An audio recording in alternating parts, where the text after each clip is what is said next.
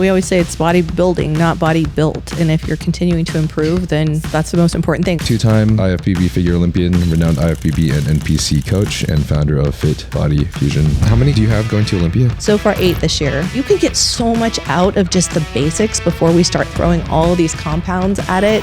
Jami D. Bernard.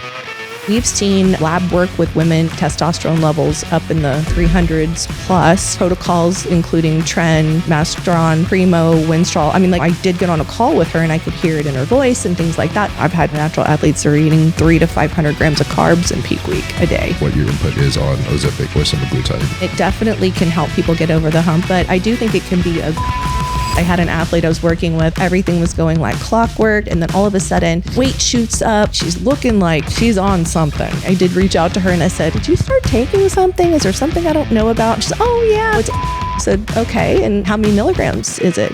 Milligrams a day. What percentage of bikini athletes going to Olympia that are natural? That might be a little on the high side, but yeah. How would you say that you, on average, work with natural athletes versus your enhanced athletes? Okay, well, first of all, before starting this podcast, I just wanted to say that ideating steroids for a full show is not widely accepted because it discounts the real work, which is the backbone of this sport. And unfortunately spreads that an unsafe chemical solution is all you need for results. Both of these are antithetical to society's understanding of the sport. And while there will always be some that claim that PEDs are all you need, I would like to deliver an honest message of what is required for achieving top performance, as well as the dangers associated with this route.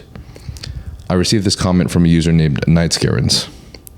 But just as a rock climber, the athletes undergoing this path in the sport are willing to put their life on the line for their passion. Just the danger between the two sports is different. Luckily, we do have safety nets in the sport, such as organ imaging and regular blood work. But that doesn't change the high risk one must accept in taking on this competitive lifestyle. I think this is the first podcast I've done since I definitely felt the prep brain kick in. So that's fantastic. Did you get some caffeine this morning? Yeah, definitely. On a good amount. Plenty of stimulants. Yeah. I've been doing no caffeine for a few months. Then I did 50 milligrams. And now I'm straight back up to 150 to 200. And it feels great. Yeah.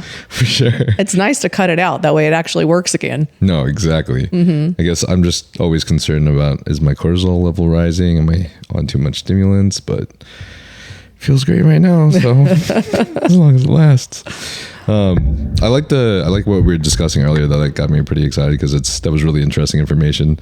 I guess basically you discussing the amount of compounds that you were surprised to see athletes come to you for, especially for a division such as bikini, where normally a lot of these compounds aren't required. Right. Yeah. So I'm very interested in discussing that pretty soon. But before we jump to that, just wanted to announce you to the cast so people understand who you are, because you have a lot of amazing achievements. Jami D. Bernard. Yep. Awesome. Jami is a 2-time IFBB figure Olympian, renowned IFBB and NPC coach, and founder of Fit Body Fusion. Yep. Thanks for coming on. Thank you. It's so great to be here. Mm-hmm. Appreciate you having me. I recall, because I was listening to one of your podcasts, that you started doing bodybuilding and looking into competing in the 80s and 90s. Yeah. That's crazy. Yeah. It was really interesting because this was I graduated high school in 88. So this was kind of towards the end of my high school. And I got into weightlifting kind of by chance. My mom started working out and she said, do you want to go work out? And back then, there weren't very many women. We had our own little separate workout area with pink workouts and dumbbells. And it was kind of That's awesome. Yeah, it was more like the girls. We didn't have a whole lot of free weights, other than that, 8 to 10 pounds, that kind of thing. So, when women's bodybuilding came on the scene, it was kind of just, everybody was like, what is this? Women with muscles? That's crazy. So it's been fun to watch the whole evolution and to be able to be now part of it in such a big way. What was the earliest memory that you can conjure that's indicative of your interest in bodybuilding? I mean, I got Rachel McLish's book when it came out, and and she was the first Miss Olympia, and she just was so beautiful. Like I loved, seeing a woman with muscle. I had started powerlifting in high school. I was a powerlifting team, and there were so few women that I had to compete against the guys in the category. Yeah. Actually one thing, against the guys that were my size, which I was pretty small at the time, but. Wait, you won against the guys? I did in high school. What? Yes. That's insane. Louisiana. Who are these dudes? That's crazy. Yeah, so that was really fun, and I just fell in love with being strong and just like how that made me feel, and then to see a woman like that, it just really inspired me so much. So I just have always been a fan. Okay, cool, nice. Yeah. And from high school upwards, how did this, I guess, change? Yeah, I did. I did start prepping for a show in college, and just had a lot going on. So at the time, it just kind of wasn't the right time. And it was interesting because I watched a lot of the women that I was prepping with at the time. Monica Brandt I was in Houston at this time. I went to University of Houston. And so, kind of watching some of, these athletes, thrive and do so well. And, I was focusing on my studies and my corporate career, and then ended up having 2 kids. So that kind of extended it out. I didn't really think I'd ever come back to it.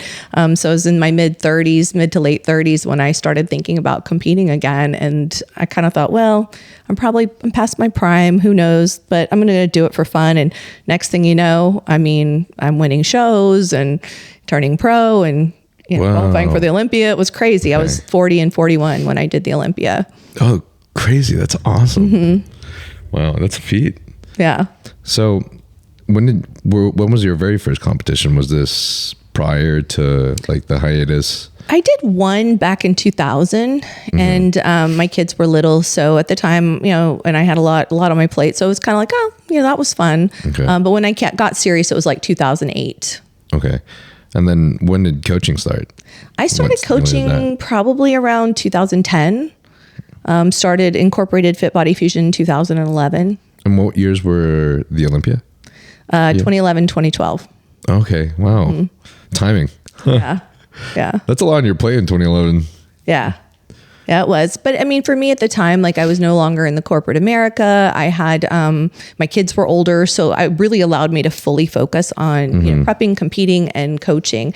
And I think that a lot of people were drawn to me as a coach at that time, especially women that were a little older, just because they had someone they could identify with, that was closer to their age, but that was still, successful and doing well. And, I think a lot of us, including me, kind of put the stigma on myself of, oh, I'm too old for this, I'm too old for that. And it was funny. I kind of had this epiphany. I woke up one day and I'm like, why am I telling myself this? Like, why am I, why, what made me decide that all of a sudden there was an expiration date on me? And, it was kind of like this moment of like, okay, I'm going to let go of that idea. And that was just a huge game changer for me of just letting go and, focusing on being the best version of myself I could possibly be. And, that worked out really well. And I think it helped me help others that were contending with the same kind of self-doubt creeping in.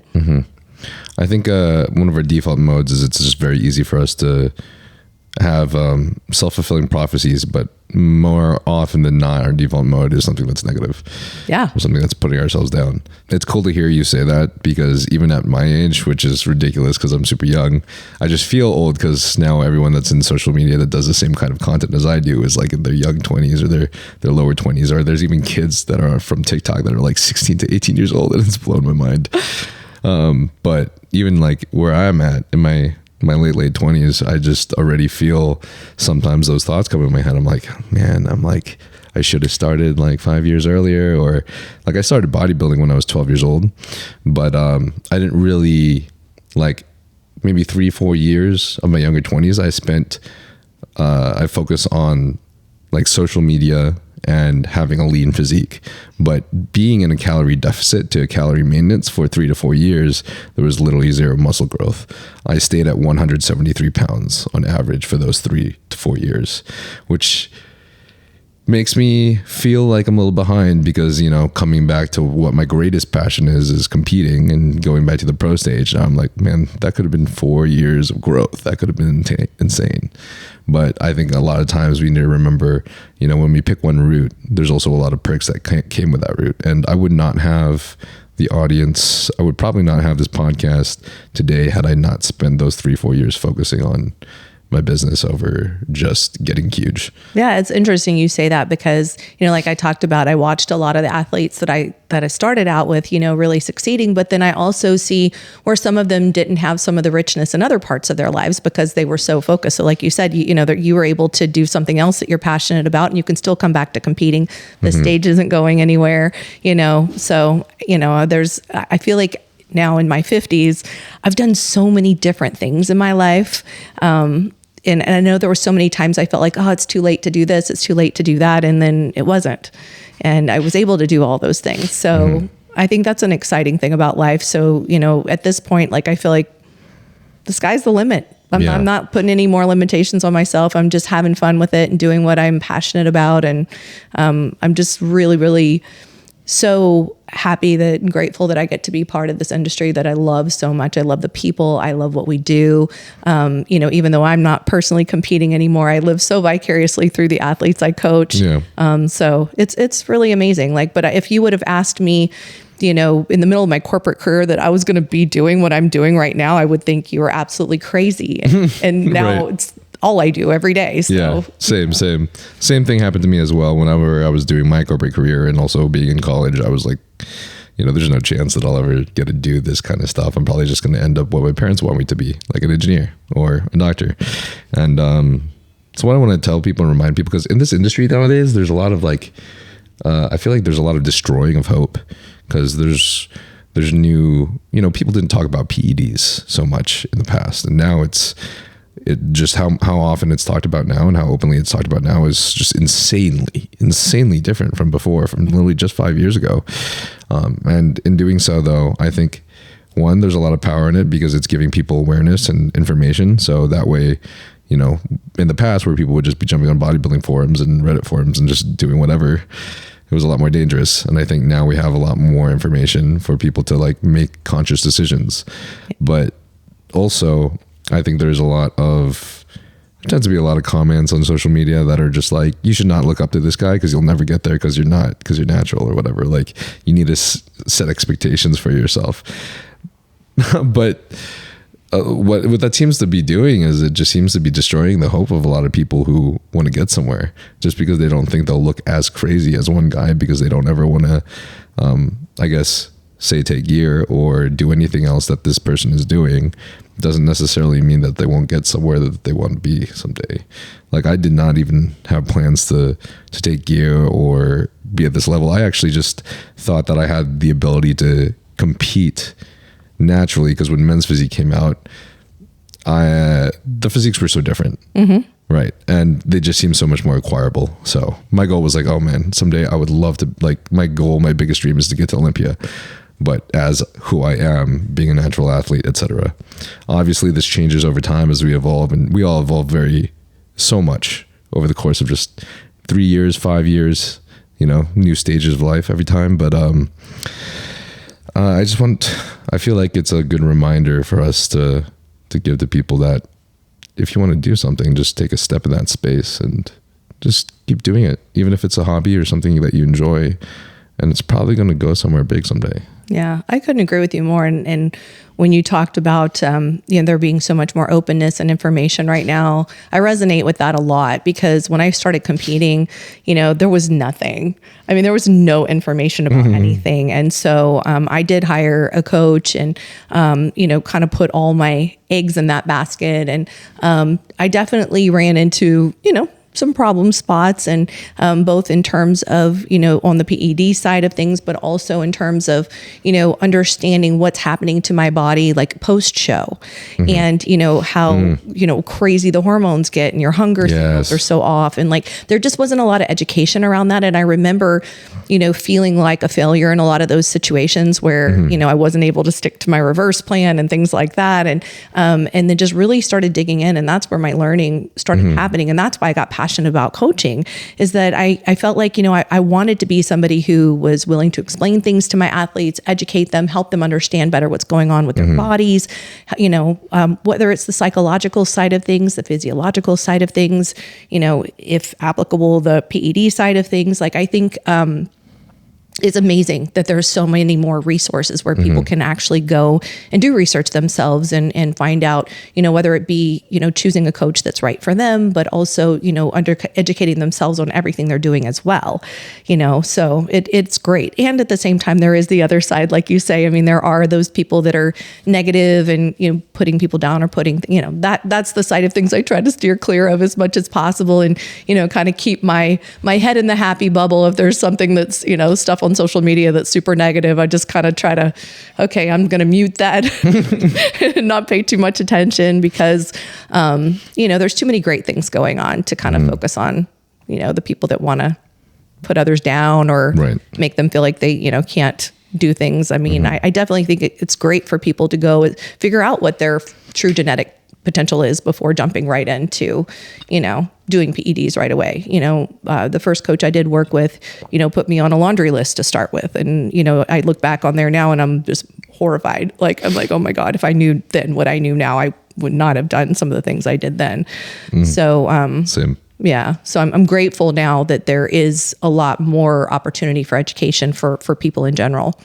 Not that everybody does the research, but I encourage people to do. Real quick, guys. So while I was looking at the YouTube analytics, I actually saw that 85% of you guys that watch this channel are not subscribed.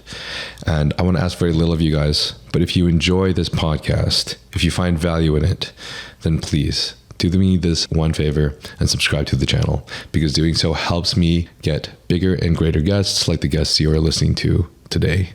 Also, this channel is not sponsored, which means only the companies that I work with, which are Young LA and Huge Supplements, are the companies that can help fund this channel by you guys using the code NILE.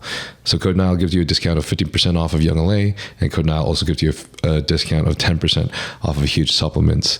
And if you decide to purchase anything from any of these companies, it will help immensely for me by using my code. And this way, I can travel to other guests such as Dr. Mike Israetel next week, and also upgrade an equipment to make this podcast bigger and better for you guys.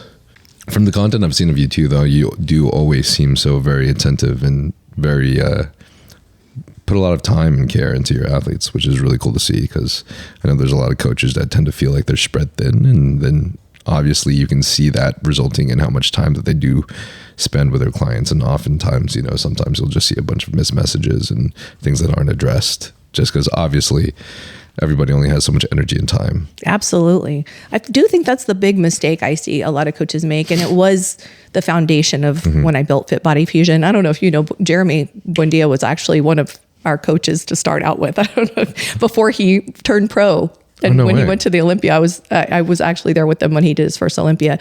But it's just been an interesting evolution, because when I originally decided to go the route of building the team, the whole purpose behind it is I wanted to educate coaches, because I knew I couldn't be a great coach to hundreds of people.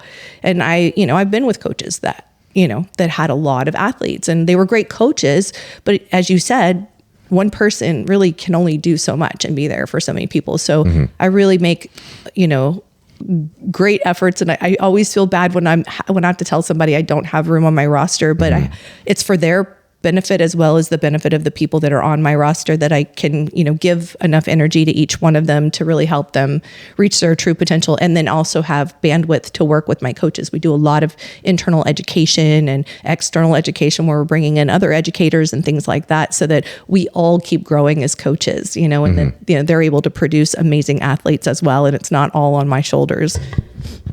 Do you mind me asking? Because I feel like, this will be something that a lot of people, especially like me, can relate to, and then even more so, the women athletes out there. But do you mind discussing a little bit of the dark places that we were put in your past competitions, where you felt like your hormones were just out of whack, chaotic, you had issues post-show with your reverse, etc.? No, I'm happy to talk about it. I think it's important to talk about it, truly. I had, my first shows that I did, I was on a very, very strict meal plan the entire time. which I mean, nothing against meal plans. I mean, I think some people do well with macros. Some people do better with meal plans. I know for me, not having any flexibility definitely drove me to be very food focused. So that was really challenging for me for sure. So I would say that was a big piece of it. And once I did shift over to doing a more macros based approach, at least during my improvement season and further out from my shows, like that helped me a lot. As far as like the list of PEDs, like right off the bat, it was, 100 micrograms of T3. Whoa. Yeah. That was the big scary one. That's the one I'm like, oh my God, I'm so grateful that I still have thyroid function. Yeah. At this point, I was up all night. I could feel my thyroid. I was about to say, yes. Damn. And then I was on a lot of clenbuterol as well. So like between those two, I was not sleeping at all. My adrenals were just shot. I mean, I was shredded, but it was funny because the feedback I kept getting was you're too conditioned. You're too, which was kind of interesting.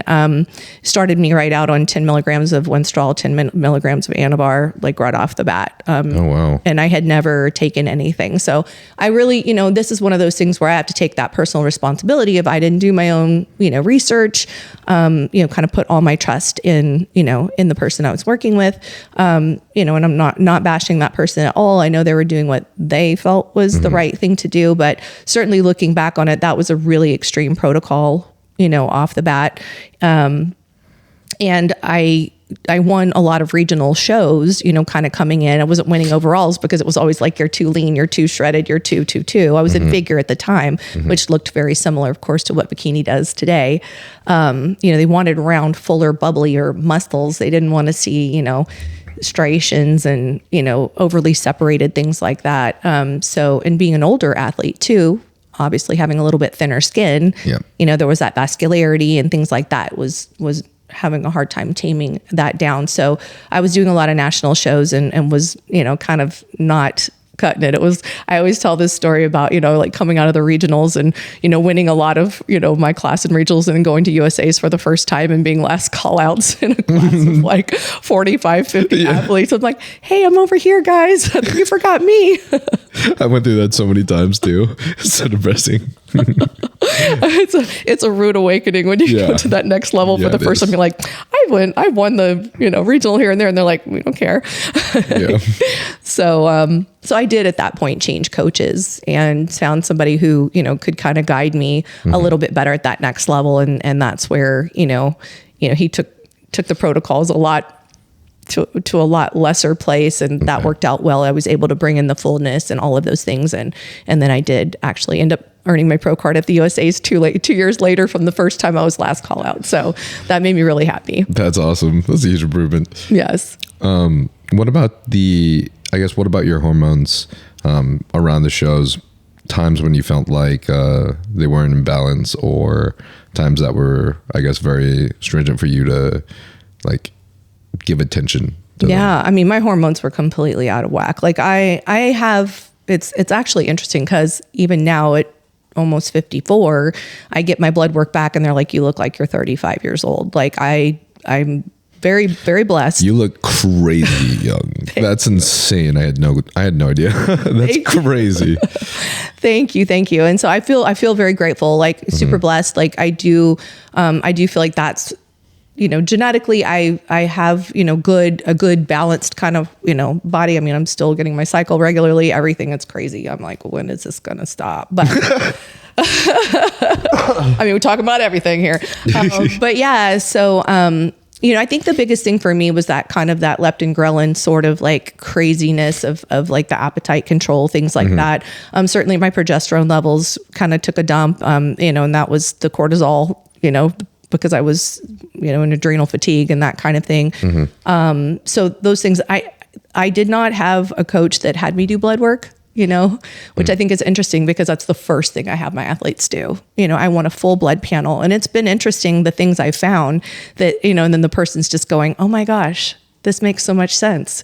I mean, I've had several people come back and find out they had Hashimoto's, like they're just like, oh my God, I never knew this. This is why when, I go off my meal plan and eat anything different, I flare and then, get all this inflammation and things like that. So to me, like, first and foremost, like I always want to know what's our baseline? Like, what are we working with here? Even if it's a natural athlete, it doesn't matter. We still want to see, I mean, are my vitamin D levels in the dump? Then I have no energy and I don't know why, like there's so many things that can easily be addressed. So I think I wish I knew then what I know now. I think, I always think like, what would I have accomplished? But I think our knowledge as a whole, as an industry, has grown. So, I think that's a big part of it too, is just, continuing to learn and grow in the sport. But yeah, I mean, definitely, energy levels were in the dump. I was definitely in adrenal fatigue. I didn't have blood work. So I would be so curious to know like where everything else was. But that's pretty much what I experienced. How were your first struggles with reverse dieting? Oh my God. So bad. I was binging. I was straight up binging, and I've never had any kind of issues with food in the past. And that's where there was a lot of guilt and shame around that. It was like the dirty little secret at the time. I don't feel like people were talking about it, the struggles. And, finally one of the other athletes kind of came up and started talking about it. And I was like, oh, you too? And there was just this kind of evolution of thinking at the time where people were starting to be a little bit more open. And I was so grateful for that because I definitely felt like there was something wrong with me and, not really truly understanding what was going on in my body. I find, educating people as to what's going on can be a huge help in helping them control it because, if you realize, okay, I'm not nuts. It's, my body I don't have the leptin that's telling my brain that I'm satiated. So I'm still feeling like I want to eat. I need to just not and be comfortable being uncomfortable. Yeah. But yeah, I mean, I definitely went through periods of just going out of control. Right. That feeling of being uncomfortable though is, it's insanity. It's on another level. Like you were literally like addicted to a drug. You need to feed. It's insane. And wish it was just normal hunger, but it's just the psychological hunger that takes over after your show. That's just so hard to beat. I think maybe the first 6 shows I did, I just failed to reverse. Failed miserably. And I think it's the hardest thing we do. Yeah, I think it's extremely, extremely hard. Even the mindset around it, because it's like you've been so focused, you've had your goal like every day, it's like so disciplined, and then all of a sudden you're done. And even though you have a plan in place, it's still that kind of sense of like almost like free falling. It's like I can do this. I don't have something hanging. It's hard to lock that in. It definitely, I think, is one of the most challenging things we do. I almost feel like it's even a good idea just to like implement or like schedule like a casual photo shoot like 2 weeks later, and then maybe another even less shredded photo shoot like another 2 weeks later or something, just to keep yourself accountable, to be like, hey, I still have a goal and I can reverse slowly and eat more food. But if I go overboard, then the shoot isn't going to look so great. Oh yeah, it's such a good idea. And then the biggest mistake I've made is going straight into a vacation. I mean, and when people tell me they're going to do that, I'm like, oh, okay. Are you sure? Because it's like you go into vacation mode, and like you said, like, I think it's good to have a plan where you're handling that first 4 to 6 weeks like you did your prep. So, having a goal like a photo shoot or something is great. It's just something that keeps you accountable, at least till you get over that hump and you've reversed up a little bit more to where it's not, you don't feel quite so crazed and food driven and, that kind of thing. So, and I do think like having a little bit more flexibility, I mean, with the macros, that's helped a lot, or at least, I'll give people what I call flex calories, where they have a certain amount that they can do as they please with it, just for that sense of like, I have some self-control or some opportunity to, make choices. And that way it doesn't feel quite as big of a rebound or as a leap in the mindset that happens from prep to reverse. So I'm bringing this up purely for discussion because I know there's a bit of controversy over this subject, and I never want to put just a tape over a problem, right? Like, I think first things first, addressing, say, something like a reverse after a show, I feel like we can build up that mental fortitude to get better and better and better at reversing. But I'm just curious what your input is on Ozempic or Semaglutide. I'm a fan. I'm a fan of the GLP-1 agonists in general. Semaglutide is my least favorite for sure.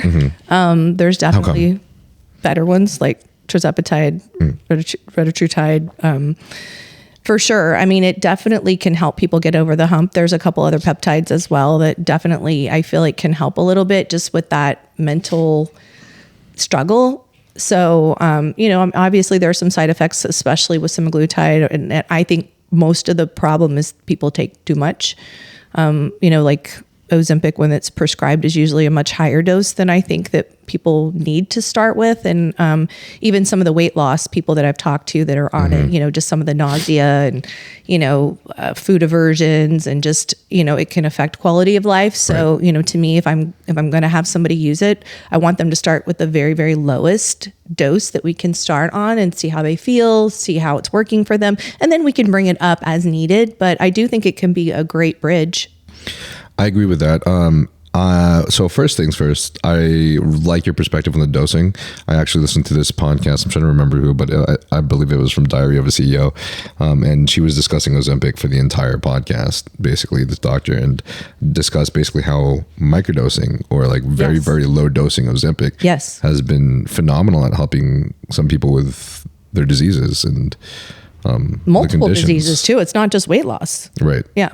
So I think one of the arguments with Ozempic is like people are stating, well, some people of course are going to be stating, oh, you should keep it to the people who need it, blah, blah, blah, blah. Like obviously bodybuilding is a choice, but also going into like a competitive space, if you decide to make this choice, if there is something out there, and obviously everybody is different, right? Some people will not respond to say a low dose Ozempic as well as somebody else. Plus we don't know what they're prone to, what their genetics are.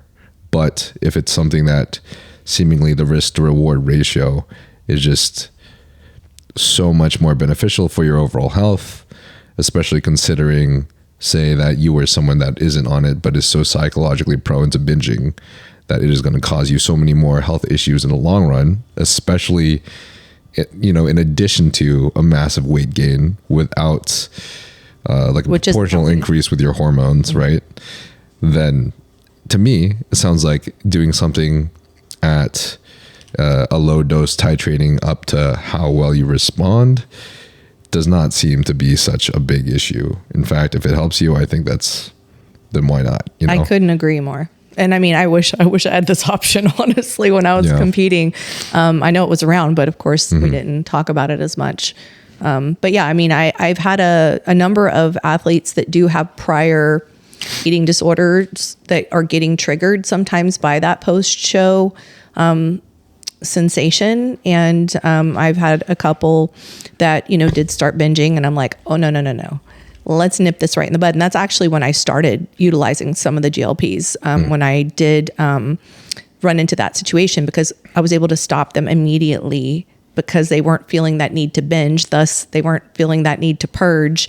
And we didn't go backwards because these are people that had healed, their eating disorder, that were now being kind of driven back towards it. And I'm like, oh my gosh, this is not something I want to see happen. So even though obviously like they're not a weight loss person at that point, it did help them, not slide back into something that could have been really detrimental. And I think the way that I like to see it is as long as we go about like at a low dose perspective to how we respond to it, I think slowly over time, I don't see why it could be an issue for you to slowly pull back on that dose and make sure that you are in a place where you can attack this psychologically and just avoid binge eating after each one of your preceding shows. Absolutely. Yeah. Because you reverse the food up, you reverse the cardio down, the body starts to get to homeostasis. You shouldn't need it the whole time if it's not something you struggled with prior. So absolutely. I don't think it has to be something that's a lifelong thing. Now, obviously people with using it for other purposes it may be different, but we're talking strictly in the bodybuilding world. It's to bridge a gap, in my opinion.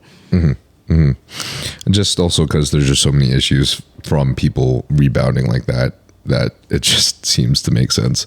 I haven't used Ozempic or semaglutide myself yet, so I don't have any personal experience to draw from, but these things just seem to make sense.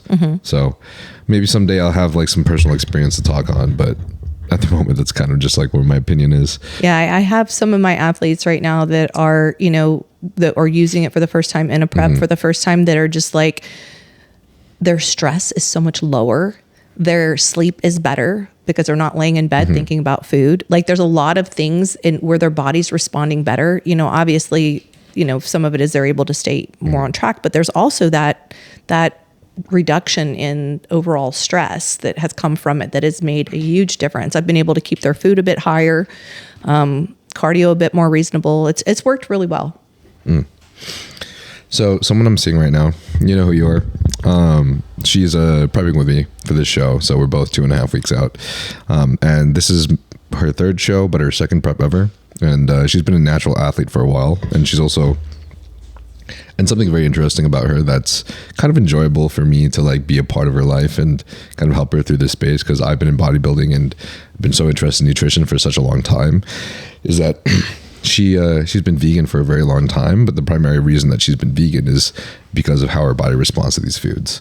And she tends to get a lot of inflammation and a lot of gut issues from eating things that are not, the basic ingredients that she can't consume. Like, for example, she even has, like, her body just agrees better with like pea protein rather than soy protein already. And just those small changes, even though they're both vegan, already cause such a different response for her. So she's been eating a fairly clean diet for a while, but something I have noticed and I do find interest is obviously everyone responds differently with their hormones when they compete, but I feel like it's especially hard for women and also for natural women to compete, because man, like, you just get that lean and I feel like all the hormones just go down the drain. So, and I feel like she's encountered some of these hormonal issues pretty easily through her last prep and then through this prep again. And I don't think she was able to have the best reverse from her last prep. And obviously that's her first show. So I don't expect anyone to have like an amazing reverse from their first show. That would be phenomenal, honestly. So I'm curious, how would you say that you on average work with your natural athletes versus your enhanced athletes during peak week and the week after the show?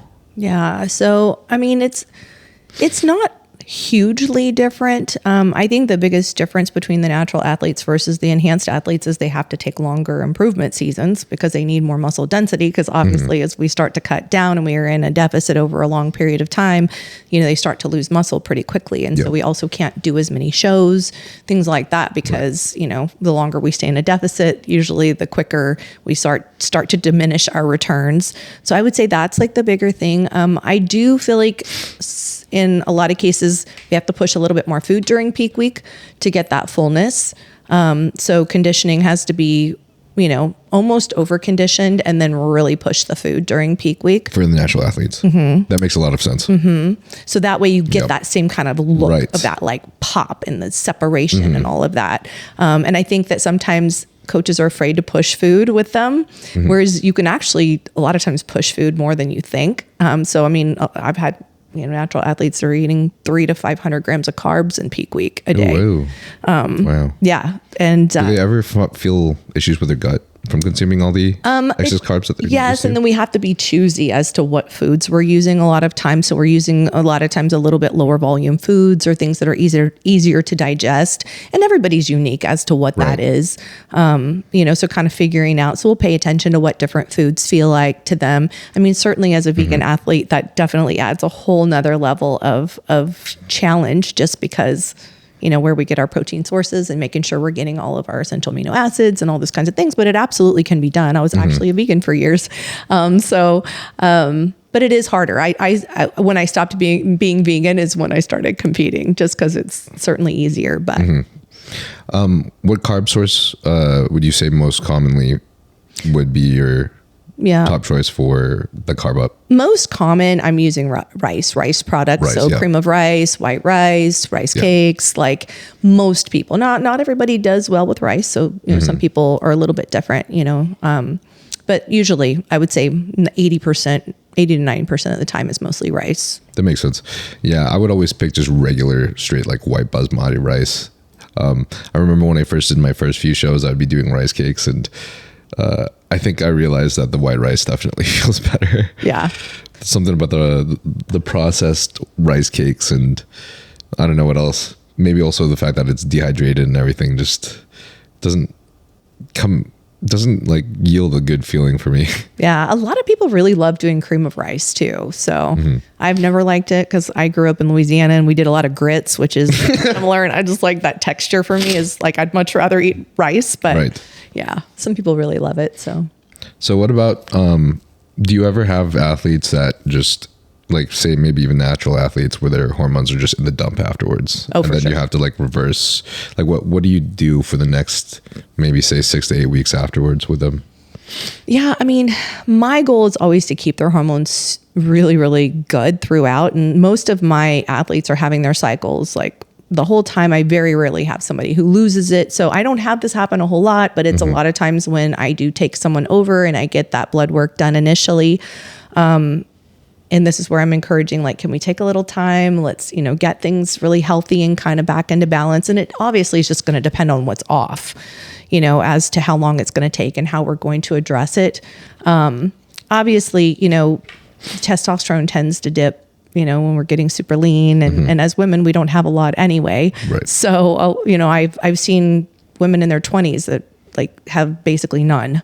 So at that point, it's like, is this something that's chronic? Is this something that you're always dealing with? Or does it have to do with, you've been on prep for too long, that kind of thing? Let's kind of reverse everything up, get everything nice and healthy, go back, get some more blood work, see what's going on. If we're not able to fix it that way, then a little bit of bioidentical a lot of times can just, bring it back up into a more normal level. I'm a big fan of bioidentical hormones. I've been using them since I was in my mid 40s, just to kind of keep everything, at a good level and within range and keep myself feeling really good, sleeping good, energy good, things like that. So, so yeah, I mean, to me, that's the biggest thing is like, okay, how are you feeling? It's just interesting because, like a lot of times you get blood work back and the person feels perfectly fine, you know what I mean? And things aren't fine, so you're like, how are you functioning? And, and vice versa. Sometimes people feel terrible and then you get it back. So, I mean, there's a lot of things that can contribute to what's going on. And, people forget sometimes that bodybuilding is a lot of stress on your body, even if you're doing everything right. I mean, we're training hard, we're dieting, so we're in a deficit, which is stressful. A lot of times we're not getting as much sleep. We're juggling other things in our lives. Sometimes there's pressure from friends and family. Why are you always so busy and doing these things? So it's, sometimes it can be a perfect storm, for a lot of stress. So, figuring out how we can, for me, it's even working with the person. How can we come up with some ideas in your life to take some of these stressors off?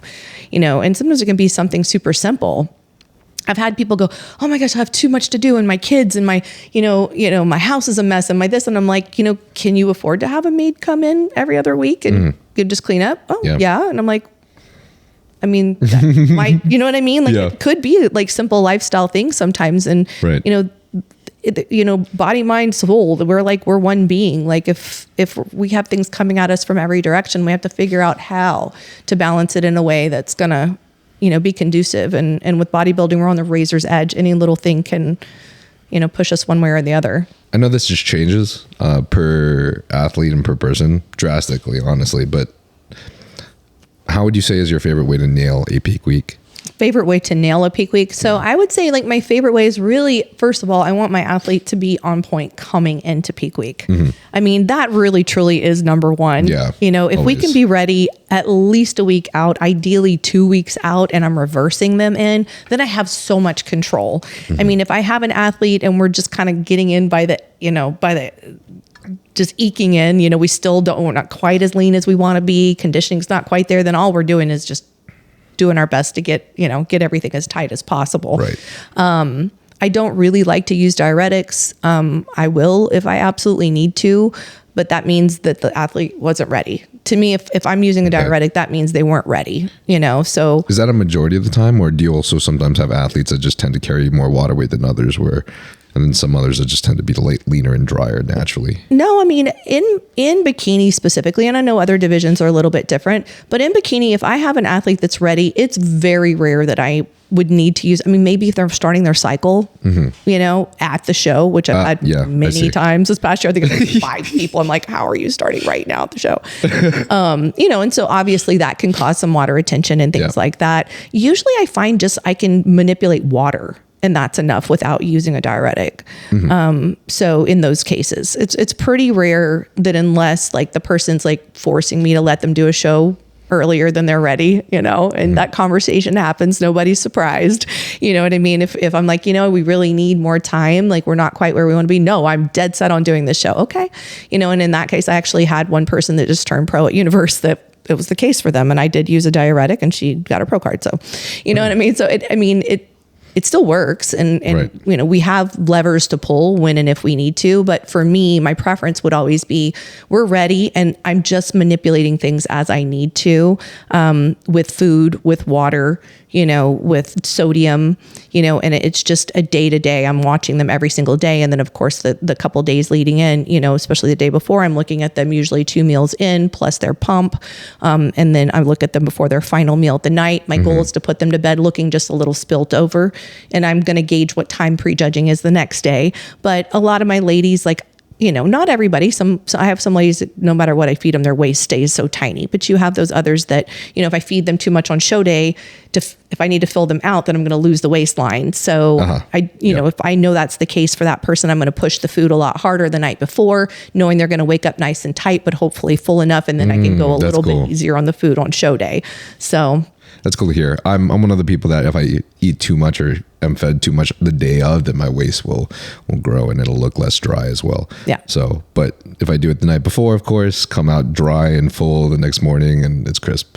So normally that's why I like to, I do more of like a backloading with carbs. If I'm doing like a shoot or something, or I'm like filming for like social media or whatever, I'll keep the carbs low in the beginning of the day and then do my filming and then eat the carbs afterwards and help me look a little drier. But it's always cool to hear everybody has a different response.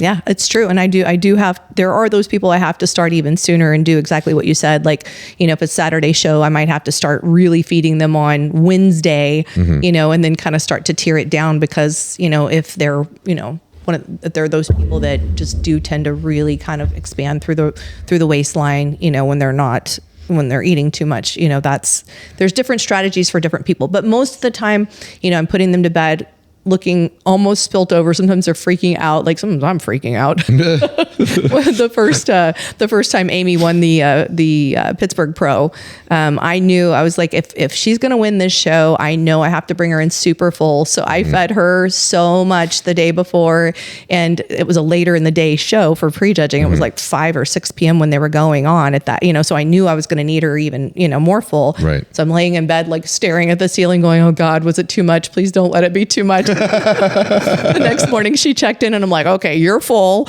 And so we didn't have to eat much at all that day, which is pretty unusual for her. And she's one of those, I can feed her a little bit more on show day, and she doesn't typically, you know, her body burns through it and waist stays tight, but still it was, you know, it was definitely one of those things. But I feel like that's the thing, you know, that experience as a coach, you just can't buy experience, and like having worked with enough bodies and done it enough different times.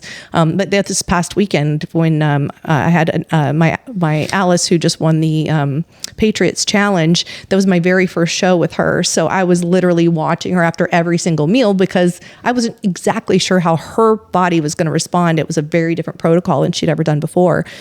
So I do feel like each individual is a learning experience. And then once I've got it down with that person, it becomes a lot easier to know how every little thing's going to affect them. But I'm so hands-on for that reason.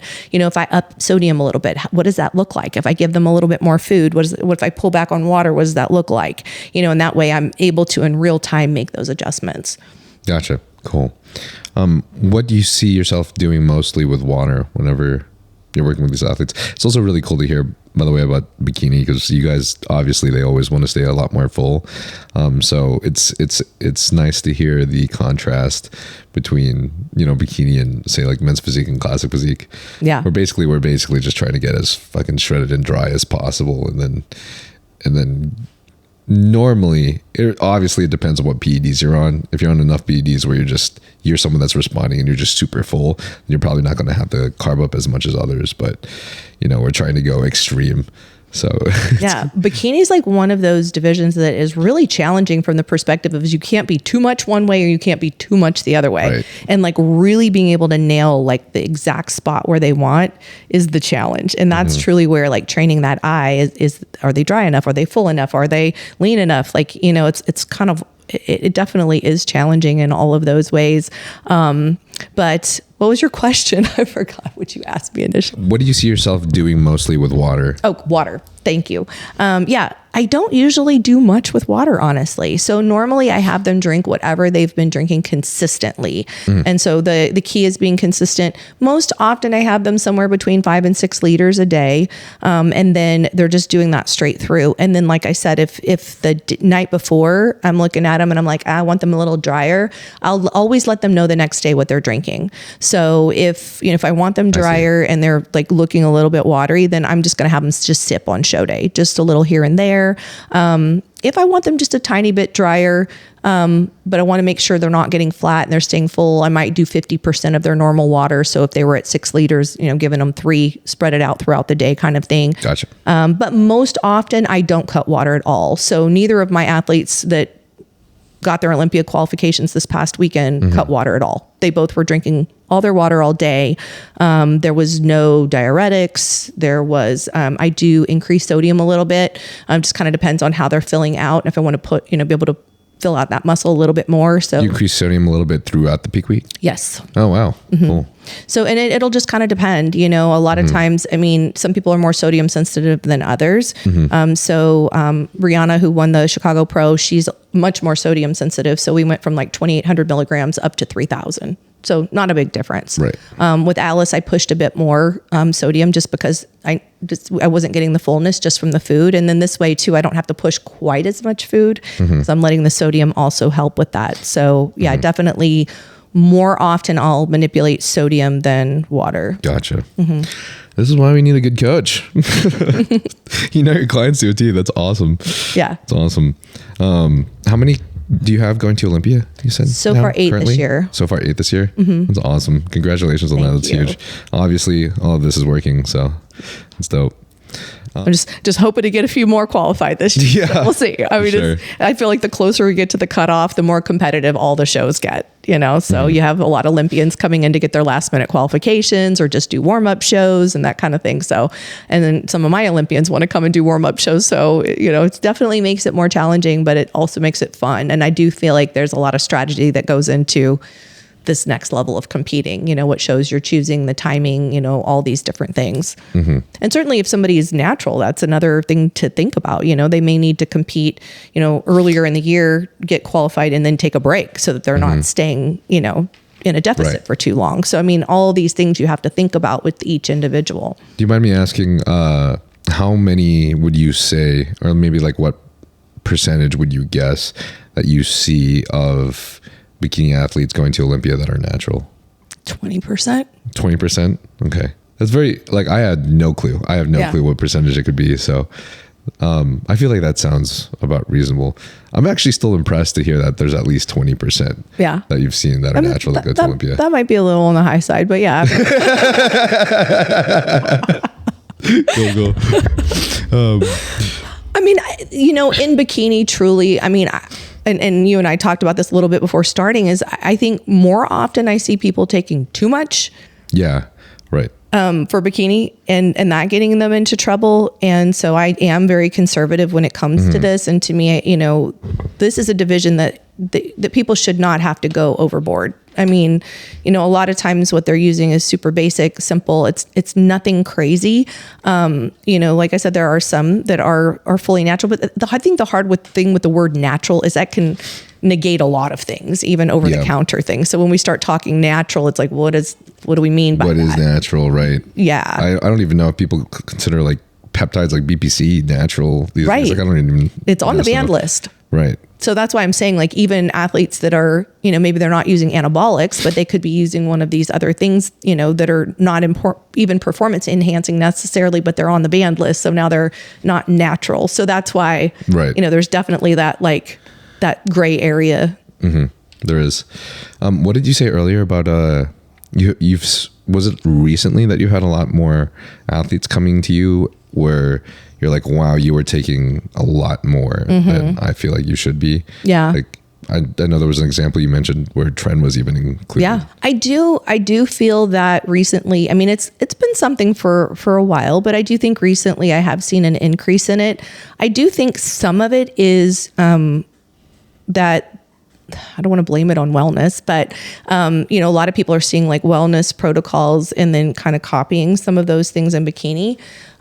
So yeah, I mean, when I've done consults with people, I always like to ask them, okay, what are the protocols you're currently doing? I always want very open lines of communication. I think it's so important. I mean, I've had athletes, I years ago, and this is one of the places I really learned my lesson on this. I had an athlete I was working with and everything was going like clockwork. Amazing. She was dropping. She was looking so good. And then all of a sudden, weight shoots up. She's looking like she's on something, like, but she didn't tell me and didn't ask me. And so I did reach out to her and I said, did you start taking something? Is there something I don't know about? And she said, oh yeah, there's a guy at the gym. He's like super in shape. He's a pro. He knows what he's talking about. So he told me I should be taking this. And I'm like, what is it? And so she said, oh, it's Avavar. I said, okay. And how many milligrams is it? 50 milligrams a day. Oh man. Uh-huh. And I'm like, gave her his dosage. Right. And I'm like, okay, well, first of all, 50 milligrams is a lot for a female, especially like right out of the gate. I've never had somebody take that much.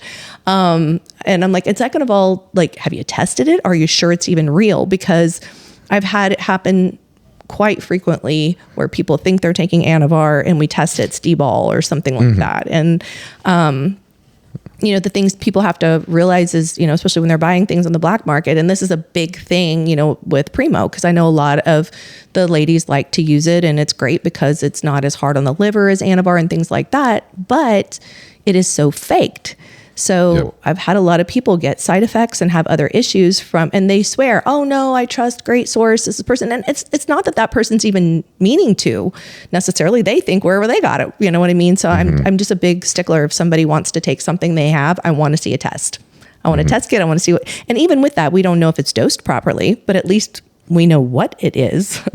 Because side effects can come pretty fast and furious depending on, what they're taking. So, So yeah, so that being the case, I start every conversation when I'm doing consultation, like, what have you done in the past? What are you doing now? What are you expecting going forward? And yeah, I mean, we've seen lab work with women, testosterone levels up in the 300s plus. We've seen protocols including Tren. The one protocol, the person was taking Tren, Masteron, Primo, Winstrol. I mean, like, there was the list, and I did get on a call with her and I could hear it in her voice and things like that. So I know there was viralization that had happened. And of course I asked her that question and she said, yes, I'm definitely getting side effects. That's why I want to leave this current coach and I want to find somebody who's going to, help guide me a little bit better. She looked so hard and dense and, kind of had already pushed herself beyond the bikini look at that point because of the protocol she was on. It sounds more like it would be something tailored to a higher division. Totally. And this was a coach that does coach more higher division athletes. So again, that's kind of one of those situations where, I think sometimes people are using protocols that maybe they use with their guys or their women that are, competing at, women's physique or, even figure, that kind of thing. Certainly women's bodybuilding, but it's, figuring out what are you willing to do to get it? Yeah.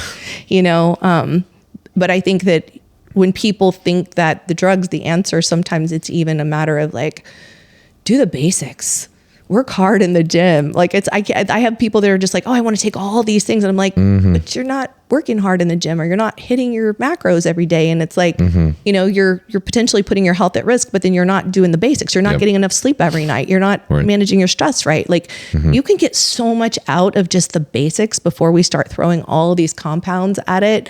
So I do see it a lot recently where I feel like, even coaches are just throwing more at the person rather than addressing the issue, which may be that they're just not working hard enough. I think that's why there's this perception that a lot of people, when they're just jumping on gear or just putting a tape over something, or literally just taking the easy way out. Because concept, you just take it, It'll help you get even bigger, especially if, say, you're not somebody who can make it to the gym 5 times a week, or you can't always meet your dietary needs. Maybe I'm just going to put some tape on it, some PEDs. That's also a reason why I really like high level competing, because I feel like this is a place where it really does weed out all the people that don't do all those things. Evens a playing field. Right. Because if you want to be at the very top, then you do have to do all the basics first. And then the PEDs are there to enhance everything. That's why they're called enhancements. I think most people who listen to this podcast, I think you guys all understand this already. So I'm probably just preaching to the choir, but there are also a lot of people that will dabble in fitness and bodybuilding content on, say, social media, and people will be easily manipulated by comments that they see.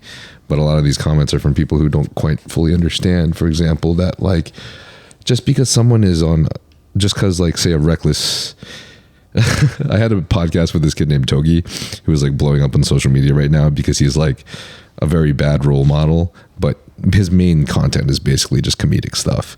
Like he does funny vlog videos where he's like gambling and doing all these things, but then he took a bunch of gear and stuff, and it's insane. But for this kid, for example, obviously he preaches not to be a good role model, but there are people that are like, dude, you're not even big. Why are you on all of this? And you look super small as hell, like literally taking all of this to look natural. Obviously, he decided for his 3rd cycle that he just wanted to do something crazy, and that's his choice. Yes, it is definitely not conducive to health, and he admits that and all of these things.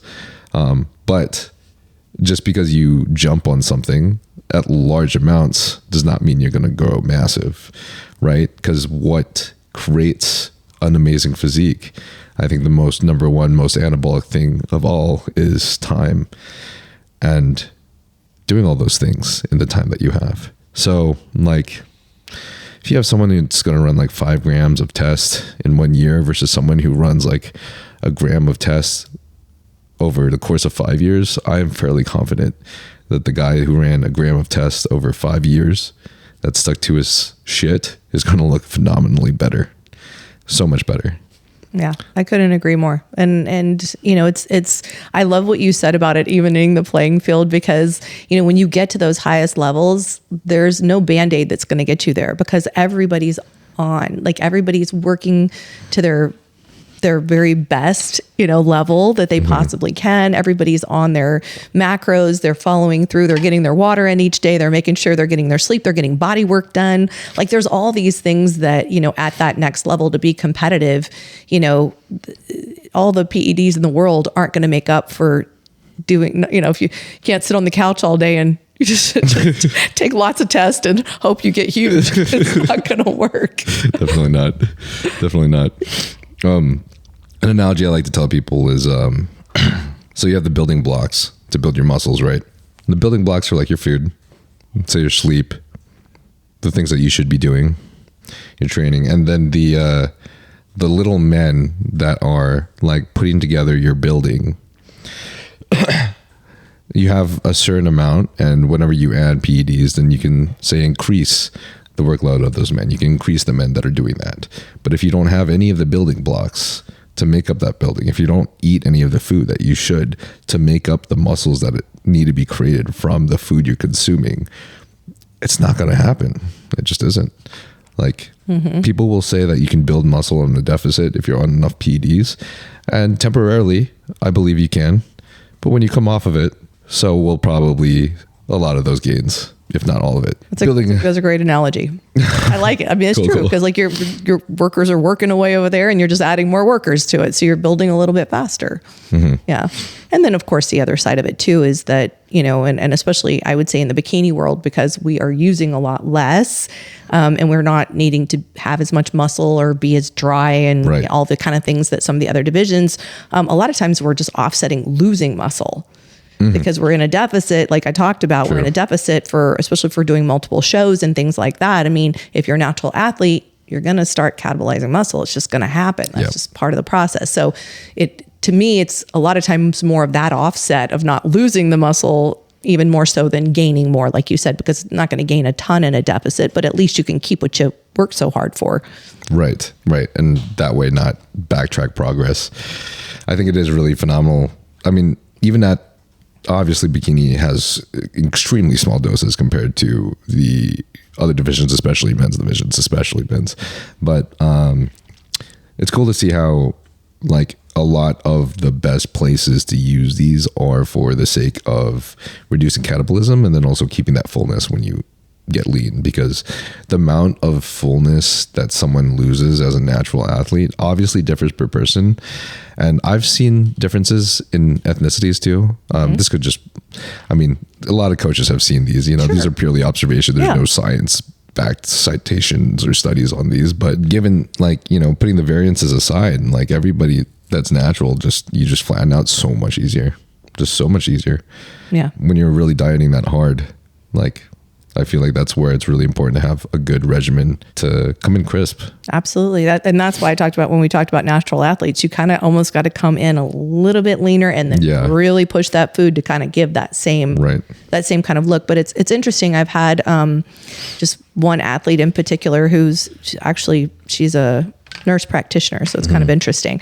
So we, you know, competed for years natural together. And there was a point where, you know, and I mean, I'm always open. We have the conversations and it's, you know, and that's where she was comfortable and it's perfect. But there came a point where she said, you know, I've been doing a lot of research and what I've realized is that my health would actually be better if I used just a little bit of Avavar than how hard I'm having to push myself naturally. And then I'm losing muscle and this and that. So we kind of talked it through and, you know, she had done her own, you know, medical research and kind of was in that comfort, that level of comfort and was doing it through, you know, through her doctor and things like that.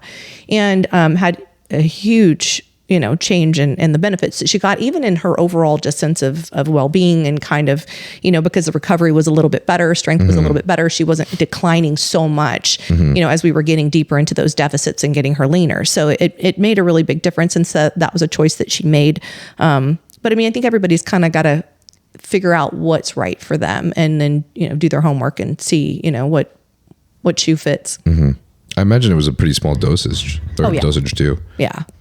I mean, it's usually 5 to 10 milligrams, something like that. Yeah. I have a lot of female friends that are competitors. And the couple I know that are natural, it's just always like, it always sucks to see how much their thyroid tanks at the end of prep. And that's like where it gets really, really hard to get them conditioned enough. Because like, as you said, normally for your natural athletes, you want to get them even extra conditioned and then fill back out some carbohydrates and food. But it just seems like, I feel like after doing so many shows, like if you hadn't had a place to reverse very properly and maybe get your hormones back up to a good place without your body fat being too high, then I feel like that makes the next prep even harder, because then your thyroid still kind of crashes early on and then it just gets harder to push. Yeah. And the worst thing I see people doing is using competing as a dieting tool. And like, as you're describing that's what I think about a lot of times is, you know, people will do a show. A lot of times they are in too much of a hurry to get to stage too. So then, you know, they crash diet hard, get there, you know, and then after the show, go back into the old habits that got them to the place they were when they started dieting for the show. And then they get uncomfortable with their body and they want to do another show, but they didn't reverse properly and their hormones are all out of whack. Their thyroid still crashed. And then they're having to diet that much harder. And it's just that vicious cycle. So you're like literally going in a circle of, you know, but it's getting harder and harder to get leaner, but then they're more and more uncomfortable with their body because they're putting on fat so much faster once the show's over. And it's, you know, that's where, you know, it's really education needs to happen and people need to make it, you know, make some better choices. And of course we talked a little bit about the GLPs. That might be where, you know, that could come into play and help that person, you know, get things back under control and hopefully kind of start to level out that cycle that's been going on for a while. But that's a big red flag for me when I have somebody who just wants to jump in a show because they don't like where they are physically. It's not the right mindset around, you know, competing, in my opinion. Also, I just wanted to say, like, I think it's such a laudable thing that you were competing and going for Olympia and everything and had 2 kids. Like, I think that's amazing. Thank you. It's super cool. Like, I admire that a lot. It was really cool, like, seeing how excited they were. Like, That's awesome. How old were they at the time? So 2011, my son's 95. So, oh, no way. Yeah. 95. My daughter was born in 96. Oh, that's cool. Yeah. What do they do now? My son, he's almost 30 now. He works like in cybersecurity. Okay. He works for Wells Fargo. That's awesome. Anti-money laundering. And my daughter does social services. Oh, that's cool. Yeah. What's your son's like month age? Or month age? How old is his birthday's February 3rd. February? Okay. 95, yeah. Cool. I think he's just barely a little bit older than me. Yeah. Same year. Yeah, there you go. Yeah, that's cool. So you could be mine. I'm adopting you. My parents can learn a lot about y'all's health for sure. You guys look great. You guys are doing amazing. Oh, thank you. Oh, that's cool. All right. Yeah. But I want to jump back again. In regards to reversing, what does your average reverse look like? I hate to always start with it depends because I feel like every answer says it does always depend. Yeah, I mean, I do want to get people up to maintenance as quickly as possible. So if I can give them a little bit more, I'd prefer that just because I don't want to make it harder than it needs to be. But it's a little different for each person. I mean, I have some people that are super disciplined. They have no problem. You know, I don't know how because I never had that experience, but I do have those people. And they want to stay a little bit leaner. So I might go a little bit slower with it. And then I have other people that if I don't get them up pretty quick, then we're going to turn, to binging. So I'd rather just give them a little bit more food, even if we're putting on weight a little bit quicker, it's worth it just to kind of get them to that happy spot where then they feel more in control. Okay. So it really does depend on the person. And then same thing with cardio, I want to reverse that out. It ranges. I mean, I have athletes that don't even have cardio, they're at a step goal. I might have them at 10,000 steps a day. I do have some blessed athletes with great metabolism. In some cases, I'm like, gosh, what a dream. But then I have others that I've got to push, 75, 90 minutes of cardio. That's the only way I can get them lean. Yeah. And then, after the show, then, we're going to pull that down as quickly as possible. So even if I had somebody, let's say at 75 minutes, I'm going to bring them down to, by maybe 30 minutes a day, and start to bring that down and get them to a place where they're feeling a little bit more rested. So again, is that before really the show or after? After the show. Well, Okay. I mean, peak week, I am reversing out. So Right. by the day before show, they're not usually doing any more than, let's say, 15 minutes or something like that, and getting some steps in, just some general movement. Yep. But yeah, I usually do start to bring cardio down at the beginning of peak week, and then kind of titrate it down all the way into show day. Cool. Something I'm looking forward to too. My coach is going to do something similar, so I'm not going to be suffering as much in peak week. How much cardio are you doing? Right now, luckily not too much. I'm doing about 45 minutes to an hour. Bad. It's not bad. Yeah. I told him though that all my 9 shows previously, I always kept the cardio lower, and then I just dieted more, just cut the calories more.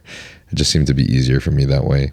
Yeah, I feel like each person's different. I mean, if somebody tells me that, then great. Like, we'll do as much of it as we can. But some people are like, no, please don't cut my food. I'd rather do more cardio. So, I mean, we can get to it either way. But I mean, we also want to preserve muscle. So that also depends on, how much muscle does that person have, how much that kind of thing. So it definitely does vary from one person to the next. What would you say is the highest calories that you've ever had a athlete go into show? Probably like 3,500. Whoa. A girl? Female? Yeah. Wow. I've had probably the highest Insanity. carb count coming in during peak week was probably about 800 in a day. Wow. Yeah. That was her though going up? Yeah. Okay. Yeah. What about what about at her lowest point? What were her calories / carbs, if you remember? I have like a handful of athletes that have metabolisms that are mind blowing. I mean, they're eating way more than most guys are eating. Wow. I mean, I have some that, their cut might get down to 180 would be maybe their lowest carbs. Wow. That sounds awesome, bro. I'm at like 125 right now. But the funny thing about it is they're just as hungry. Yeah. So that's the craziest part. That's the funny part is like, yeah, it sounds good. And yes, of course they get more food, but at the same time, like they're just as uncomfortable as my athletes that are down to 1,200 calories, that are, so I really don't like have to cut food. Like if I get somebody down, because I do have some smaller athletes. I mean, I have an athlete that just turned pro at Masters Nationals who was 92 pounds. Oh, but whoa.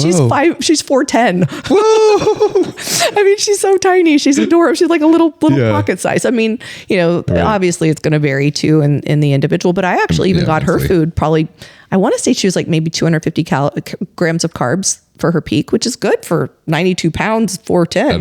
That is very good. Yeah. What about the lowest calories that you ever had to go with an athlete? I mean, I've had to go as low as like 900. Makes sense. Yeah. I feel like I could expect that. I'm assuming this athlete was probably also on the smaller side, shorter side as well. Yeah. Yeah. But I mean, you never know. I mean, some of my smaller athletes have higher metabolisms than some of my, taller, bigger athletes too. So it really does vary from one person to the next. And, I do my best to keep food.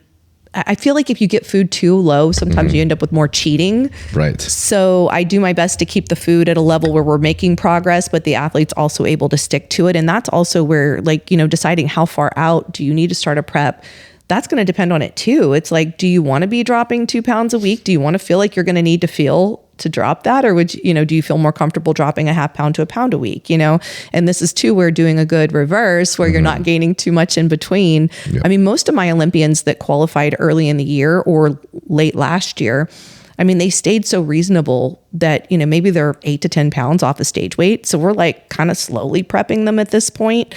We're, 10, 11 weeks out. So it's, if we drop a half pound a week. So I'm not having to do anything crazy at all with them, which to me is the perfect ideal situation. I have so much more control than, when we have this crazy rebound. But I mean, everyone's different, and some people don't feel good until they put on a little bit more body fat. And that's okay too. And I think it's something I do see where some coaches will shame athletes that need to put on 15, 20, or even a little bit more weight in their off season to start to kind of feel good again. Right. That's just how they are. Yeah. And, but I mean, a lot of times these are some of my taller athletes, like, and, you have coaches like, oh no, you can't gain more than 8 to 10 pounds. Well, if there's, 5'8" to 6 foot tall, that's really nothing, So I think it's really important to, look at the individual and what do they need and, right. And not shame people also for, even if they make mistakes or they fall down. I mean, I don't, because I've done it all. I mean, my favorite example, and if you get my husband over here, he'll tell you lots of things I did, but I wanted to feel full so bad. And so I went to Costco and I bought the Costco green beans, like the little green beans are in a pack, and and I cooked them like really crispy, like French fries with seasoning. And I literally ate that entire bag. I was so uncomfortable and miserable. It was terrible. This is one of the reasons I don't say unlimited veggies. That's awesome. That's hilarious.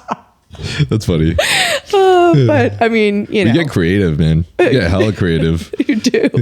Lexi, the one that's competing with me, she does these kale chips. She's got a big bag of kale and cook them in the oven and create these little kale chips out of it. Just because we're so hungry. I used to do that too. Anything to eat anything. Yep. Honestly. What's your craziest exotic recipe for prep? Yeah, I don't know if this is like crazy or exotic, but I mean, one of the things that I used to do is I would make a big bucket of air popped popcorn. And then I would get the little mini chocolate chips and I, obviously measure it all out because you can do a lot of air pop popcorn. Yeah. Not too, feels like you get lots of volume. Yeah. And then I would take like these little chocolate chips and, measure them out and sprinkle them. And then I would hold them under the air popper so that it warmed it, and like kind of melted. Oh, that's awesome. That's so sick. That was like my big go-to. That, and I would get an Arctic Zero and then I would put it, because they're so hard. I have like one of those really good blenders. The ice cream Arctic Zero? Yes. Do you like those? No. But I'm telling you the secret. So okay. I would take it, like you have to peel it off because they're like freaking so hard. And I would put it like in my blend tech and then I would put egg whites in with it and then blend it and it would be a milkshake. Whoa. And then you get to eat like all this volume. Oh, no way. And that would bring the protein up Right. and that would be one of my meals. So those were two of my go-tos to help me feel a little bit fuller and, feel like I'm doing something bad, but I wasn't doing it. That's awesome. I love that. I do the Smart Pop all the time. The Orville Smart Pop that has like 1 gram of fat or something. And then I'll pop that and then I'll like grab my olive oil and I'll spray like 3 grams of fat on it just to make it perfect. Just feel like it's buttery. Yeah. I love that. It helps. We're closing out on time. There's like 1 or 2 questions in the Q&A that I'll ask you. But before we go there, I was kind of curious to ask, do you feel like you've ever hit a plateau yourself? Like a plateau in terms of? Plateau in terms of bodybuilding, competing, and then a plateau in terms of like your career and coaching. That's a good question. I would say in terms of bodybuilding and competing, I do think I hit a plateau for sure, like towards the end, just because I feel like I didn't have the tools to understand how to keep myself healthy, both mentally and physically, and still compete at the same time. So that's really where my journey of really understanding and learning, made me a better coach. I feel like I am the coach that I am today because of what I went through. Because I did go through some tough things in terms of, getting hormones back in balance, getting my relationship with food back, my relationship with my body, like a lot of those things. So as far as like my coaching career, I definitely don't feel like I've hit a plateau yet. I would say this has been the best year yet. Oh, that's awesome. Just so exciting. I'm so blessed to work with some really, really incredible athletes. Like, I'm super grateful, that they've trusted me and, put themselves in my hands. So, it's something I don't take for granted at all. And, I'm tough on myself. I'm really, really hard on myself. So if things don't go the way expected or whatever, like, I'm like, what can I do better? How can I make this person more successful and things like that. So I'm always digging. I'm always working hard to figure out, to learn how to be better, in all aspects of what I do. So I don't feel like I've hit it yet. We'll see. Hopefully I won't. And I'll just keep learning and growing. And, I love this sport. It's amazing, and so I don't take any of it for granted for sure. It's awesome. Cool. Before we finish, I wanted to ask and poke a little bit about training, because I'm curious how normally training seems to be pretty consistent across just all athletes for bodybuilding, but I'm curious how I would see training differ for, say, like your bikini athletes versus, I guess, what I would be doing. Yeah. I mean, like you said, I am a little old school when it comes to training. It's always funny to me, like you have these people like coming up with these newfangled, there's this crazy way, they look like a puppet. They're hanging from different cables and doing things like that. So, I mean, I am very much into, our basic movements. How does this muscle work? That kind of thing. I would say the thing that, and I don't know if this differs so much from what the guys do, but I would say in bikini, and especially at these upper levels, once somebody's put on enough muscle, we're not necessarily looking to build anymore. I mean, and I do have a lot of athletes that are at this point, or maybe we're just wanting to build a little bit in the upper glute, maybe a little bit in the delt. Like we have to be careful not to overshoot the mark. Right. You know what I mean? So especially at this top level, when you're dealing with, Olympians and things like that, it's so fine tuning. It can be boring sometimes for them. So I'm like, sorry, you can only do these 5 movements because I only want muscle here. Like maybe we're just working on a little depth in the tie-in, or we just want a little bit more upper glute roundness, things like that. And then we're really wanting to focus on keeping that waist tight. So I would say we use, in a lot of cases, less compound movements once we get to that point, and more accessory type of work, because we've already got the muscle, the physique is there. So we want to be really careful not to be kind of building a lot of bulk in that midsection. And so, if I'm dealing with somebody who's a newer athlete, but I don't coach as very many amateur athletes at this point. I'd say 80% of my roster is pro athletes. So most of them have most of the muscle that they need. It's really balance, symmetry, fine tuning. So that's, I would say, probably where it differs the most in terms of training. I see. What rep ranges do you normally see for your athletes? I know it probably differs too, but on average. Yeah, it really varies from person to person and what works well for them. A lot of my athletes do come out. One of my coaches, his name's Drew Brannon. He works with a lot of my top pros, my Olympians. A lot of them will come out to Arizona where I am and work with the two of us, where we'll go in and do a movement analysis. We'll look at posing. We'll see kind of where they tight, what's going on, where's the balance, symmetry, things like that. If you feel like any of the medications that we spoke about today may benefit you, such as BPC 157, GH secretagogues such as Tesamorelin, IGF-1, oxandrolone troche, semaglutide, then you can obtain these from Transcend HRT, and the link for that will be in the bio. If you feel like you're experiencing symptoms of low testosterone, such as depression, anxiety, lack of motivation, as well as lack of sex drive, then you can get this checked out as well by getting your blood work done at Transcend, and they will provide you expert medical analysis. Transcend HRT has worked with many professional bodybuilders and pro athletes, such as Thor Bjornsson, Phil Heath, and Jeremy Buendia. And if you feel like this podcast has any relevancy to you, I do believe that this clinic will provide of great benefit to you as well. I was hoping that there'd be like maybe 2 weeks from the first show to the second, but yeah, I don't know. So I'm going to keep looking at other options because I'd like to dip my toe in one classic show because that's my main goal, and that's what I like to pose for. Cool. I love classic. But the other problem is my favorite men's division for sure. It's awesome. The posing it's just beautiful. It's beautiful, right? Beautiful. It's yeah.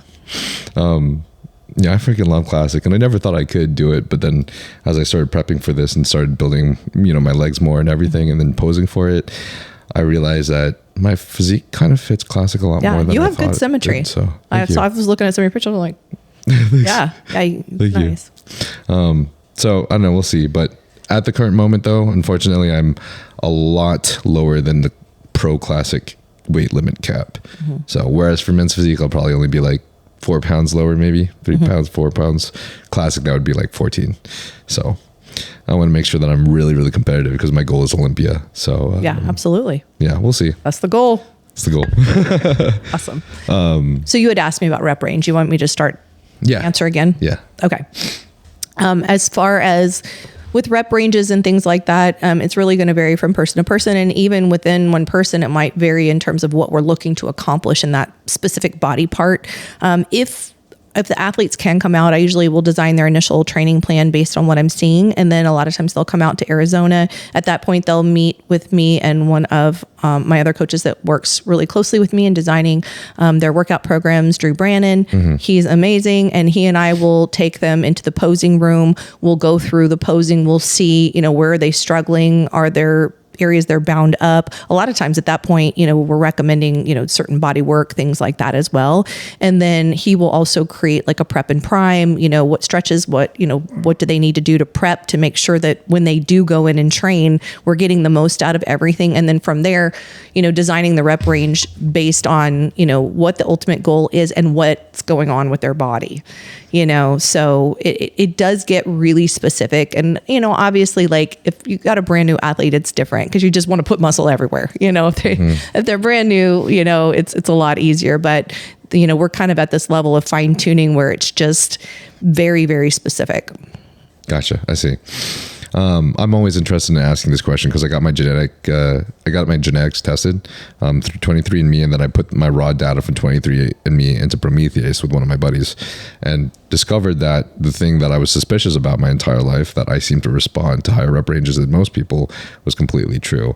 Basically said I had this thing called impaired muscle performance, where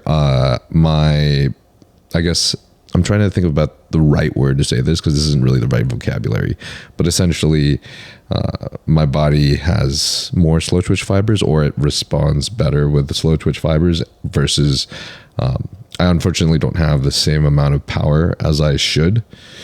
My fast twitch fibers aren't as, performative. So I've noticed that whenever I do a higher amount of volume and a higher amount of reps, my body seems to respond better. Yeah, that's super interesting. And it's cool that you know that about yourself because a lot of times it's trial and error and figuring out what's going to work. Right. I know that Tom Platz was talking about how he initially would follow Arnold around, and, Arnold always did lots and lots of reps and he a lot of frequent training. And then, Tom wasn't getting any results that way. And then he got frustrated and, kicked back and ate pizza and beer and didn't train as much, and then started all of a sudden growing and realizes, wait a minute, like my body doesn't respond like his body. I loved when he gave that analogy because not everybody's body's going to respond to the same thing, and sometimes it is a matter of figuring out what's going to work for the individual, and I feel like as a coach, that's really, where listening is really, really important. That's a big thing. I hear people sometimes, a coach might have one way of doing it, just do it this way. And the person's like, yeah, but I'm burning out, or I'm not getting as much out of it, or, I've found that this other thing worked better. I always tell people, like, you're my best source of information. So, I have a lot of questions people ask every week for me in their answer for me in their biofeedback. And the reason is that's how I'm figuring out what's working and what's not, so that we can make the appropriate adjustments. So it's nice. Like once you kind of get to know what's working for the individual, it makes it a lot easier. But that initial can be a little crunchy until you figure out what's going to be the best. It's one of the other reasons why I also don't like basic comments that are stating making assumptions that like, oh, this person has to be on this much gear, or this person has to be on this much food. It's like, you don't know what someone else is doing. Like, there's some people that are prescribed, some men that are prescribed 100 milligrams of TRT, and there's some men that are prescribed 200 milligrams of TRT. That's double the dose. If you correlate that to, say, like PEDs, just making assumptions, then that's a pretty drastic dose change. And a lot of people will claim that someone is lying or claim that someone is taking too much. I'm just like, bro, you don't know. It's just his body. It's just how he responds. So it really doesn't mean that much. The number doesn't really mean that much. It's true. In the end, it's true. Just experimenting with yourself. Yeah. I mean, I have athletes that have amazing genetics for putting muscle on, that are natural, that, like, somebody else couldn't even come close. I mean, enhanced athletes can't even, you know what I mean? So it really varies so much for individual to individual. And you're right. You can never make assumptions. I think Lexi has amazing genetics for putting on muscle, and she has insane shape. That's like one of the things that blows my mind is, like, I feel like her physique really fits bikini. She has like really, really well-rounded upper glutes as well, and it just shows and just pops out from the side. But I think where the places that she's been struggling recently, and part of it is also because of like crashed thyroid from dieting so hard for the prep, but it's seemingly harder and harder for her to get to that lower body fat percentage. And I don't know if it's 100% because she's completely natural, or maybe because of like consistent dieting and then maybe not a proper reverse earlier on. I'm sure that's probably one of the biggest factors to this, right? But I think that's one of the places where we are right now trying to overcome, and hopefully coming into this show, she'll be able to get to a place where at least she's sufficient enough to compete at a good level, regardless of how she does. I believe she'll do well, but regardless of how she does, hopefully we'll be able to take this as an opportunity to reverse slowly this time and be a little bit more attentive to how her hormones are responding after the show. And then I think the biggest hope for us is just to always place ourselves at a state where we are primed to do well for the next time that we decide to prep for another show. I love that. We always say it's bodybuilding, not body built. And if you're continuing to improve, then that's the most important thing, whether it's improving in your prep, improving in your reverse, improving in your peak, improving in your stage presence. Like, to me, that's what's fun, is there's all these aspects, and we just keep working and chipping away at mindset, intensity, compliance, like all these things, it's not for the faint of heart, bodybuilding. No, that's for sure. It's tough. But it's great that you guys support each other too. I do feel like that having people around you that do support you is really crucial, because it is so hard. We're already, working so hard that swimming upstream when, we don't have people that are behind us and excited for us and, proud of us and things like that. It makes the experience personally a whole lot easier. Yeah. A whole lot more comfortable, which is crazy because, you wouldn't think like, oh, 2 people at prep, like that sounds like a catastrophe. But honestly, it's nice because like I feel like I can relate more to what the other person's going through, what emotions they're moving through. It's a lot easier to empathize, I think, and just connect to, doing the same lifestyle right now. So it's cool. It's fun. That's awesome. I have one last question. That I ask people at the end of every podcast, and then I'll ask these 2 questions for the Q&A. But if you were to die tomorrow and you had one message you could send out to the entire world, what would it be? Oh, wow. So be present and love, love life, love people. I feel like it's so easy to get caught up in what's next. So just being present, being in the moment, experiencing everything, life goes very quickly. It's like a blink of the eye. I'm like, how old am I now? So many things, so many wonderful memories. So, just be present for all of it. Awesome. Thank you. I love that. Definitely don't look that old though. So you need to share the regimen. Vonar asks, what sets Olympians apart from other athletes? E.g. mindset, sacrifice, intensity? All of the above. I mean, each level that you go to as a competitor is just so much more challenging. That next level. I would say number 1 on the list though is mindset, for sure. I mean, I always say give me somebody with good genetics and an amazing mindset over somebody with amazing genetics and a so-so mindset any day, because, if somebody's, focused and hardworking and dedicated and they're hitting everything every single day, we're going to get the results. I've had people that, I look at them like, gosh, if you could just get focused and get it together, you could be the best, but they can't. So, so I definitely would say, like, what sets people apart as you move up to that next level absolutely is mindset. And also the mindset of being able to handle defeat. Because there's people that, as soon as things, especially somebody who turns pro really quickly, or, everything happens really quickly, like, you get to that next level and everybody's so good that at that point you're going to get defeated at some point. And can you handle it? Can you get back up? Can you work just as hard or harder? Or are you going to let it completely defeat you? So again, like, mindset, I would say, is definitely number one. And then that trickles down into everything else. Cool. Nice. That's awesome. Talzil asks, I'm 14 years old and want to know if cardio is effective for losing fat and should I take supplements? So as a 14-year-old, is cardio effective? Sure. I mean, if weight loss is what's needed, then creating a deficit is, priority. Is the priority, right? So that can be done through the food and or through movement and exercise. I really love a step goal. I mean, I think having a step goal is something kind of fun to do. You can have some sort of pedometer. It doesn't even have to be something expensive like an Oura Ring or Apple Watch. It can just be, I got mine too. Yeah. I love my Oura Ring. And that helps with the sleep aspect too, to make sure you're monitoring, getting enough sleep, things like that. But yeah, if you're needing to lose body fat, then creating a deficit is what you want to do. I mean, at 14, I think focusing on just being healthy and, resistance training and things like that, unless somebody's, overweight, kind of more focusing on the other aspects of building muscle and, functional and things like that is probably more appropriate at that age. Cool. This last question, I'm actually just going to ask it because I have my own answer. But Mr. Jason asks, how do you feel about clients doing one show and then all of a sudden they're a coach? I actually really like that question. This is where I feel like when you're hiring a coach, you need to do your homework. Like, and if you are that person and you've done one show and then you become a coach, I mean, kind of asking yourself, are you really ready for that? I mean, I guess it depends on also what your background is. I mean, if you've got a lot of education behind you and certifications and you've got a lot of experience in working with people, I mean, it may not really matter. I mean, the best coaches in the world aren't necessarily in any sport, aren't necessarily competitors themselves. So it doesn't necessarily exclude you depending on what your knowledge level is and your background and things like that. But if all you've done is a show and you don't have all those other things that I just talked about, then is where it's a little iffy, and even if you have a good background in personal training and understand physiology and things like that, you do still have to understand the sport.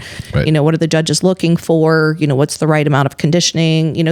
Things like that. So, I mean, if my advice would be, if you're looking for a coach, somebody who doesn't have the background and has done one show would not be my suggestion in terms of your choice for coaches. I just want to end this saying that basically I think that in order to answer this question, honestly, you could literally just look at Jami. Like, I literally feel like you're like one of the perfect examples for like a really good coach, genuinely from the bottom of my heart.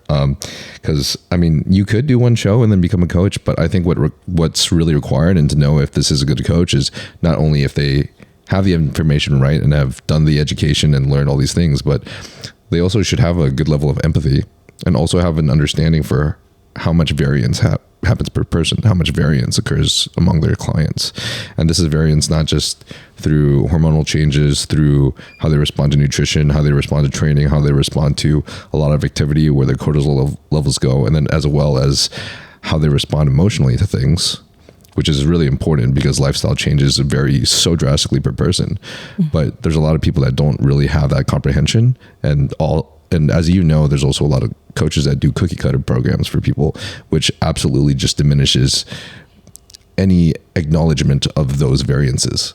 So I think just having a full understanding that every person is different and being willing to take the energy and time to be attentive to this person's programming based off of how this person needs and what their needs are and how they respond is, I think, one of the most important things as a coach. And obviously you do that. So thank you so much. I really appreciate appreciate that, because that's truly what means the most to me. And I think about what would I want if I could build my perfect coach, and I do my best to live up to that, and that is a huge piece of it. So thank you. It means a lot. Of course. Thank you for coming on the podcast. That was awesome. It was a blast. I really enjoyed it. Yeah, I did too. Where can everybody find you? So fitbodyfusion.com, Jami D. Bernard on Instagram, Facebook, all that kind of fun stuff. And of course, we have our podcast, which is the Fit Body Lifestyle Podcast as well. So you can find us there on YouTube and all the streaming platforms. Awesome. Follow Jami, guys. She's freaking awesome. And then if you guys would like to support the podcast, you can rate us a 5-star on Apple Podcasts, Spotify, or anywhere you find your podcast. And subscribe to the YouTube channel and click the bell button, because that's what gets us big and awesome guests like Jami today. So thank you guys for watching again. That was super dope. And I'll see you guys next time. Peace.